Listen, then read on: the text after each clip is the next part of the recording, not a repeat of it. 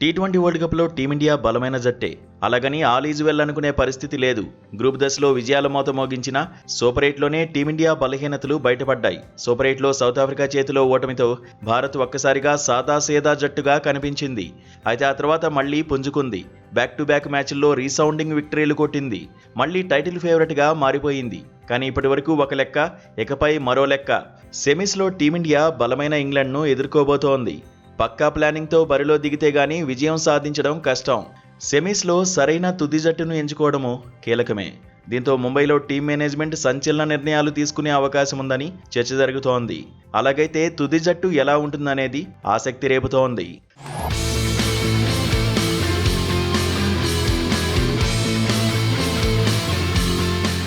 నిజానికి పేపర్ మీద చూస్తే టీమిండియా బ్యాటింగ్ ఆర్డర్ బీభత్సంగానే కనిపిస్తోంది. బ్యాటింగ్ ఆర్డర్లో డెప్త్ కూడా ఉంది. అయినా టీమిండియా ఇంకా తన స్థాయిని చూపించలేదనే వాదన వినిపిస్తోంది. ముఖ్యంగా అభిషేక్ శర్మ టీమిండియాకు మైనస్ అవుతున్నాడు. ఇంకా చెప్పాలంటే భారంగా మారుతున్నాడు. ర్యాంకుల్లో టాపరే అయినా ఆ స్థాయి ఆట కనిపించడం లేదు. క్రీజ్లోకి ఇలా వచ్చి అలా వెళ్లిపోతున్నాడు. సహచర బ్యాటర్లపై ఒత్తిడి పెరగడానికి కారణమవుతున్నాడు. వరల్డ్ కప్లోనే 1 కాదు 2 కాదు ఏకంగా 3 సార్లు డకౌట్ అయ్యాడు. అనారోగ్యంతో ఒక మ్యాచ్లో బరిలోకి దిగలేదు. సూపర్ 8లోనూ నిలకడగా ఆడిందేమీ లేదు. సౌత్ ఆఫ్రికాపై టచ్లోకి వచ్చాడు అనుకునే లోపే పెవిలియన్ చేరాడు. జింబాబ్వేపై మాత్రం ఆట తీరును మార్చుకున్నాడు. తొలి బంతి నుంచే అటాక్ చేయాలనుకోలేదు. కాస్త కుదురుకున్నాకే భారీ షాట్లకు ప్రయత్నించాడు. హాఫ్ సెంచరీ సాధించాడు. దీంతో అభిషేక్ ఫామ్లోకి వచ్చాడని అభిమానులు సంబరపడ్డారు. అయితే విండీస్తో మ్యాచ్లో మళ్లీ మొదటికే వచ్చాడు. ఈసారి 10 పరుగులకే పరిమితమయ్యాడు. టీమిండియాలో టెన్షన్కు కారణమయ్యాడు.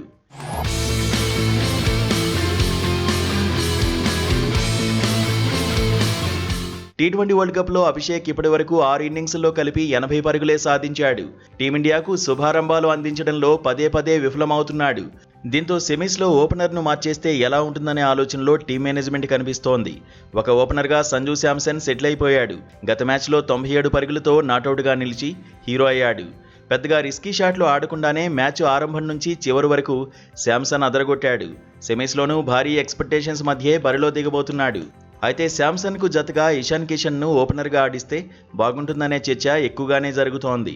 టీ20 వరల్డ్ కప్ ఆరంభ మ్యాచ్ల్లో భారత్ 2 లెఫ్ట్ హ్యాండర్లనే ఓపెనర్లుగా ఆడించింది. అప్పుడు ఆఫ్ స్పిన్నర్లను ఆడడంలో భారత ఓపెనర్లు విఫలమయ్యారు. దీంతో లెఫ్ట్ రైట్ కాంబినేషన్కు జై కొట్టాల్సి వచ్చింది. ఇప్పుడు అభిషేక్ను సైడ్ చేసినా లెఫ్ట్ రైట్ కాంబినేషన్లో బరిలో దిగినట్టవుతుంది.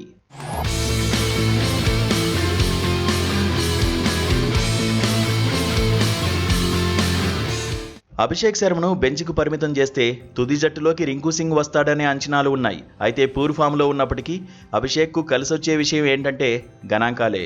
ఇప్పుడు సెమీస్కు ఆతిథ్యం ఇస్తున్న వాంఖడేలోనే అభిషేక్ సెంచరీ బాదాడు. అది కూడా ఇంగ్లాండ్ పైనే శతక్ కొట్టాడు.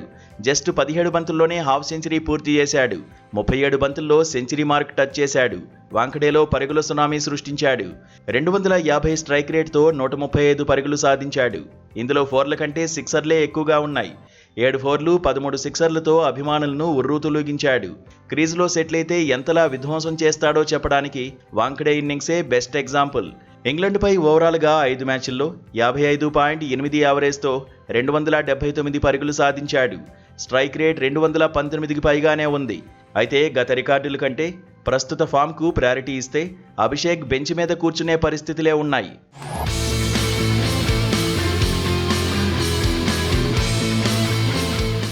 ఒకవేళ సంజు ఇషాన్ ఓపెనర్గా ఆడితే తిలక్ మళ్లీ 3వ స్థానానికి రావచ్చు. 4వ స్థానంలో సూర్యకుమార్ యాదవే కొనసాగుతాడు. స్కై బ్యాటింగ్ ఆర్డర్ను మార్చేందుకు టీం మేనేజ్మెంట్ పెద్దగా ఆసక్తి చూపించడం లేదనే చర్చ ఉంది.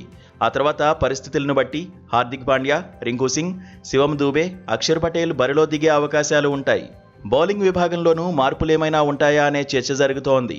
ప్రస్తుతం వరుణ్ చక్రవర్తిని ప్రత్యర్థి బ్యాటర్స్ సమర్థంగానే ఎదుర్కొంటున్నారు. వరుణ్పై ఒత్తిడి కూడా పెరుగుతోంది. మరో స్పెషలిస్ట్ స్పిన్నర్గా కుల్దీప్ను తీసుకుంటే ఒక పేసర్ను తగ్గించే ఛాన్స్ ఉంటుందని ఎక్స్పర్ట్స్ అంచనా వేస్తున్నారు. అలాగైతే హర్షదీప్ ప్లేస్లో కుల్దీప్కు అవకాశం దొరకచ్చంటున్నారు. కానీ కీలకమైన సెమీస్లో టీం మేనేజ్మెంట్ రిస్క్ చేస్తుందా లేదంటే విన్నింగ్ కాంబినేషన్నే కొనసాగిస్తుందా అనేది హాట్ టాపిక్ అవుతోంది.